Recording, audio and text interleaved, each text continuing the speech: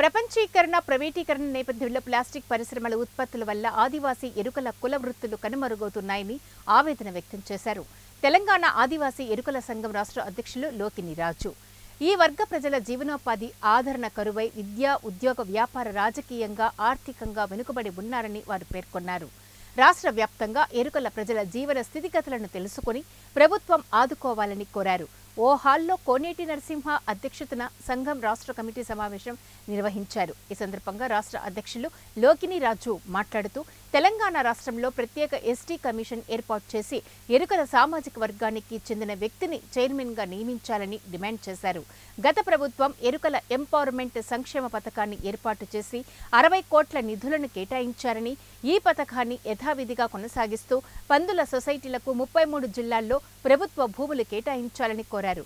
విద్యారంగంలో వెనుకబడిన ఉన్న ఎరుకల విద్యార్థులకు ఏకలవ్య మోడల్ రెసిడెన్షియల్ పాఠశాలలో ప్రత్యేక సీట్లు కేటాయించాలని, హైదరాబాద్ కేంద్రంగా హాస్టల్ వసతితో కూడిన ఏకలవ్య స్టడీ సర్కిల్ను ఏర్పాటు చేయాలని డిమాండ్ చేశారు.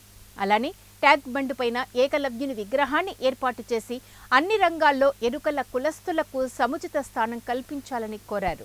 ఎంపీలు, ఎమ్మెల్సీలు, మంత్రులు వాళ్ళే ఐఏఎస్లు, వాళ్ళే మరి కలెక్టర్లు, వాళ్ళే ఐపీఎస్లు, అంతా వాళ్ళే, ఎంఆర్ఓ వాళ్ళే, ఆర్డీఓలు వాళ్ళే. ఎక్కడ పోయి మళ్ళీ లెటర్ పెడితే ఎరుకోవడానికి పక్క పెడతారు. అంటే అధికారులు వాళ్ళు ఉన్నారు కాబట్టి వాళ్ళ కులపోళ్ళు వాళ్ళు బాగుపడుతున్నారు. కాబట్టి రాజ్యాంగమే మనకు రావాలి. అంబేద్కర్ చెప్పినటువంటి ఏదైతే ఉందో ఆ రాజ్యాంగ పవర్ మన జాతి లేకపోతే మన గురించి మాట్లాడేటువంటి అక్కడ మనకు స్థానం దొరుకుతుంది. కాబట్టి ఖచ్చితంగా రాజకీయంగా ఎదుగుదల కోసమే మన పోరాటం ఉంటుంది. విద్యా ఉద్యోగాలు కూడా మన పోరాటం ఉంటుంది. రాబోయే కాలంలో ఈ రాష్ట్రంలో ఎన్ని ఉపాధి ఉద్యోగాలు కల్పించిన ప్రభుత్వం అలా మా వాట ఎంత మీ సొంత కాదు ప్రభుత్వం అనేది. ఉద్యోగ రంగాల్లో, ప్రభుత్వ ఉద్యోగ రంగాల్లో నువ్వు రిక్రూట్మెంట్ లేదు, ప్రైవేట్ రంగాలు లేదు, ఎస్ఎస్సీ మొత్తం తీసేస్తున్నారు.